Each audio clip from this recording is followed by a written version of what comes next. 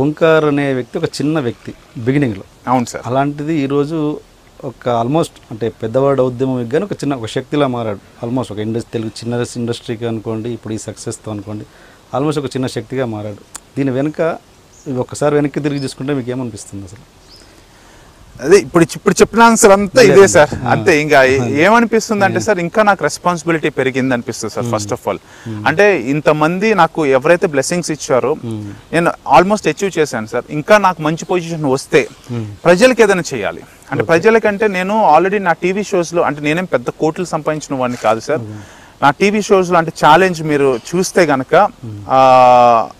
Reality show చేస్తూనే ఏదో ఒక హెల్పింగ్ నేచర్ చూపిస్తాను ఆ షోలో. చూస్తే ఒకరికి సపోర్ట్ చేయాలనేది అందరికి చూపిస్తూ ఉంటాను నా షోస్లో. అండ్ ఎందుకంటే టీవీలో చేయటం నలుగురు చూసి ఇన్స్పైర్ అవ్వి చేస్తారని చెప్పి, అలా అని చెప్పి ఇప్పుడు నాకు 100 మంది వచ్చి సడన్గా ఈ హెల్ప్ చేయమంటే నా దగ్గర అంత స్తోమత లేదు. కానీ ఉన్నంతలో నేను ఫస్ట్ లైన్లో నిలబడతా. ఈ ఫెయిల్యూర్లో సార్ నేను చాలా వెనకబడిపోయా హెల్పింగ్ చేయటంలో. ఈ గ్యాప్లో 1-2 years 3 years గ్యాప్లో నా పొజిషన్ బ్యాడ్ అవటం వల్ల నేను చాలా మందికి ఎక్కువ చేయలేకపోయాను. ఇప్పుడు మళ్ళీ నా పొజిషన్ దేవుడు మార్చాడు, ఇంకా బాగుంటుంది. ఇంకా మంచి పొజిషన్కి వస్తే నా సర్కిల్లో నేను హెల్పింగ్ చేయాలి.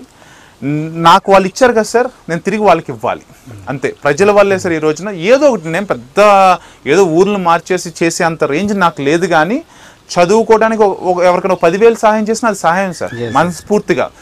సడన్గా మీకు ఒక ఏదో అంటే హెల్త్ ఇష్యూ వచ్చి ఏదైనా చేయాలి, ఏదైనా సడన్గా ₹1,00,000 సహాయం చేస్తే బతుకుతారంటే ఎస్ నేను చేయాలి.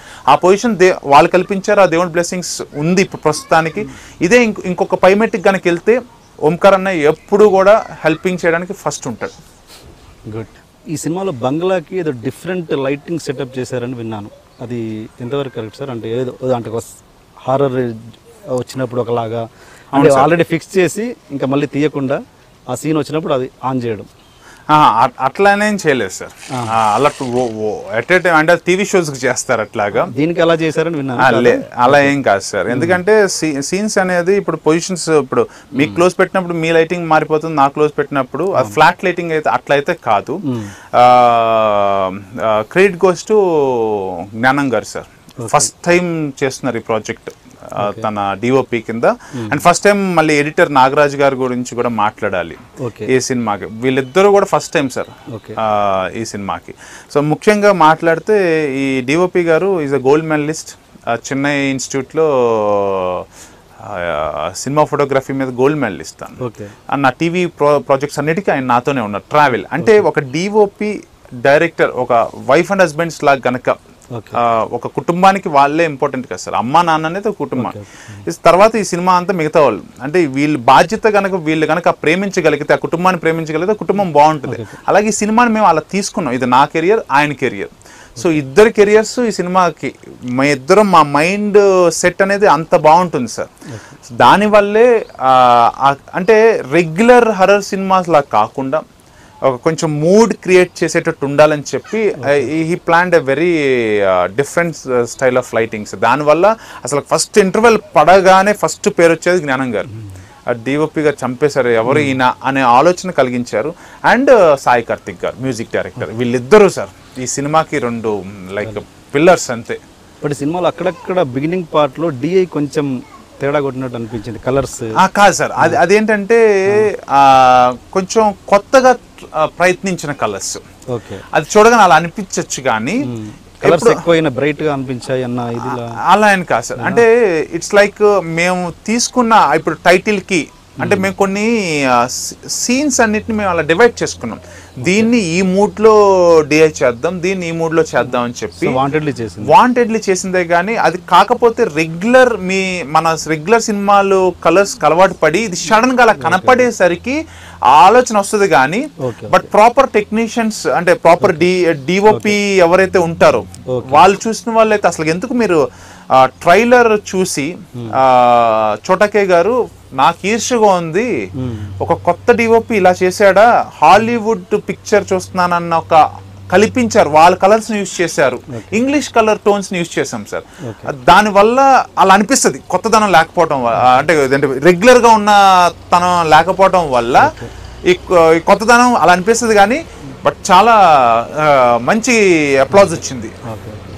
కంచె తర్వాత సాయి మాధవ్ బుర్రా గారికి సాయి సురేష్ గారికి ఇద్దరికి continuous second hit, continuous hit వచ్చింది. అవును. ఇది ఎట్లా మీకు? నిజంగా వాళ్ళు నిజంగా లక్కీ హ్యాండ్స్ సార్. వాళ్ళు ఏది చేసిన హిట్, నాట్ ఈ రెండు అని కాదు. వాళ్ళ కెరియర్ లో చూసుకుంటే కృష్ణ వందే జగద్గురు కావచ్చు, మన మళ్ళీ మళ్ళీ రాని రోజు కావచ్చు, గోపాల కావచ్చు, మంద కావచ్చు, కంచి కావచ్చు, సాయి గారికి ఈయన కూడా మళ్ళీ మళ్ళీ రాని రోజు ఈయన కూడా చేశారు. సాయి సురేష్ గారు మందు చేశారు, క్రిష్ గారు అన్ని అట్లా. ఈయన సాయి సురేష్ గారు లైక్ కార్తికేయ చేశారు, వెంకటాద్రి ఎక్స్ప్రెస్ చేశారు సాయి సురేష్ గారు. అంటే సమ్ లక్కీ హ్యాండ్స్ వాళ్ళు చేసే ప్రాజెక్ట్స్ అన్ని హిట్ అవుతూ ఉంటాయి. లక్కీ అంటే ఈ రోజు నేను పెద్దవాడుగా అనిపించవచ్చు కానీ ఆ రోజు వాళ్ళకి నేను చిన్నవాడిని. సాయి సురేష్ గారికి అండ్ సాయి మాధవ్ గారికి వాళ్ళు పెద్ద ప్రాజెక్ట్స్ చేస్తున్నారు. అప్పుడు నేను అప్రోచ్ అయినప్పుడు అసలు పెద్ద చిన్న కాదండి అని, కంటెంట్ నచ్చి వాళ్ళ పనితనం ఇందులో వాళ్ళకి ముందే తెలుసు. ఈ సినిమా చేస్తే వాళ్ళకి సెపరేట్ గా పేరు వచ్చేస్తుందని వాళ్ళు ఊహించుకున్నారు, వాళ్ళు చేశారు. నిజంగా వాళ్ళకి థ్యాంక్స్ చెప్పుకోవాలి. దీనికి సీక్వెల్ ప్లాన్ చేస్తున్నారండి సీరియస్గా, లేదా అది బిజినెస్ స్టంటేనా? లేదండి, సీక్వెల్ ఆల్రెడీ రెడీగా ఉందండి. స్టోరీ రెడీగా ఉంటుంది. అంటే సీక్వెల్ అంటే ఎక్కడ ఆగిందో అక్కడి నుంచి కనెక్ట్ అని కాదు కానీ డిఫరెంట్ సబ్జెక్ట్ అయితే రెడీ అయిపోయింది. రాజుగారి గది 2 అయితే.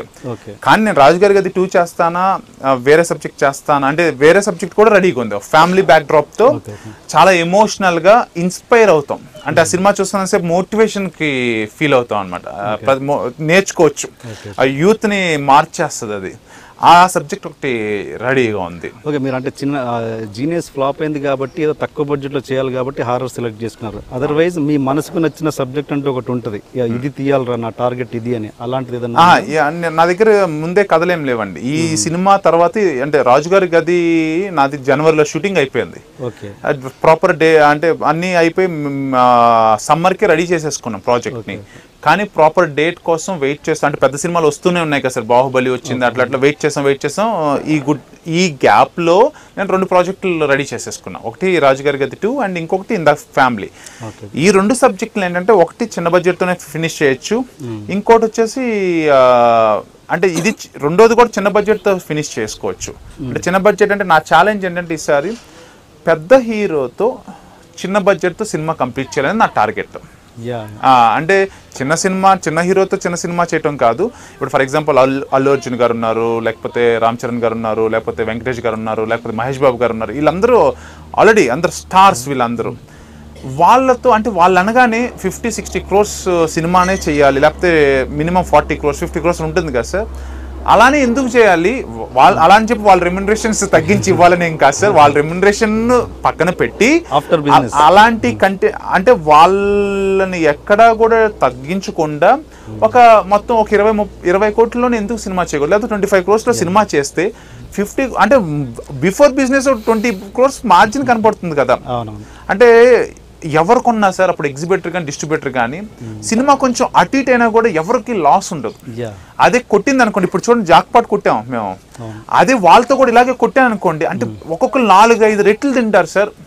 60 కోట్లతో చేసి రేపు 65 కోట్లు రావటం అనేది ఆ ప్రొడ్యూసర్ పడే నరకయాతన ఉంటుంది చూడండి సార్. టాక్ డివైడ్ ఎప్పుడైతే వస్తుందో హిట్ అయితే సూపర్ సార్, హిట్ కానీ టెన్షన్ పడతారు చూడండి, అది ఇంకా పీక్స్ టెన్షన్ సార్. ఆ మామూలు లెవెల్ టెన్షన్స్ కాదు, అది ఎగ్జిబిటర్ దగ్గర నుంచి బాధలు స్టార్ట్ అవుతాయి. వాళ్ళ కుటుంబాలు రోడ్ల మీదకి వచ్చేస్తాయి.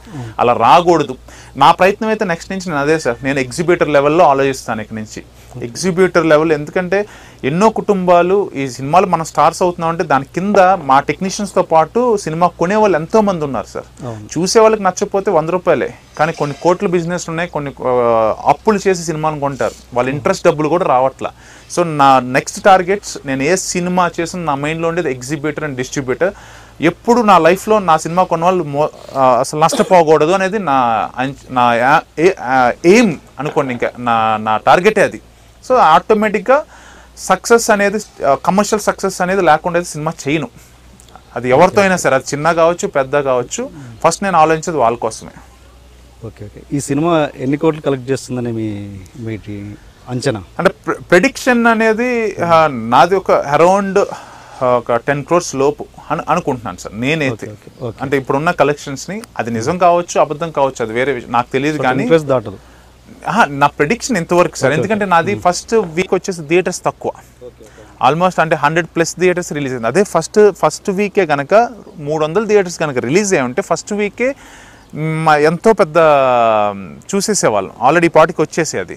ఇప్పటికైతే బ్రేక్ ఈవెన్ అయ్యాం సార్, ఫస్ట్ వీక్కి బ్రేక్ ఈవెన్ అవ్వి, అంటే మేము పెట్టిన 3 కోట్లు ఎవరైతే అమ్మారో అందరికీ ఎవరి డబ్బులు వాళ్ళకి వచ్చి సెకండ్ వీక్ అంతా లాభాలే.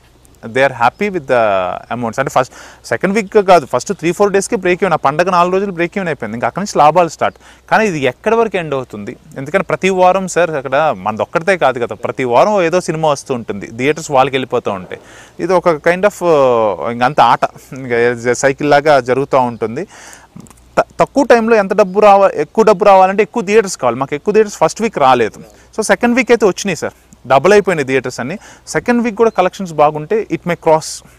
Anyway sir, congrats. Thank you so much అండి, థ్యాంక్ యూ అండి. ఈ చిన్ని తెర అన్నయ్య పెద్ద తెర అన్నయ్య చిరంజీవి గారిని డైరెక్ట్ చేయాలని తొందరలో.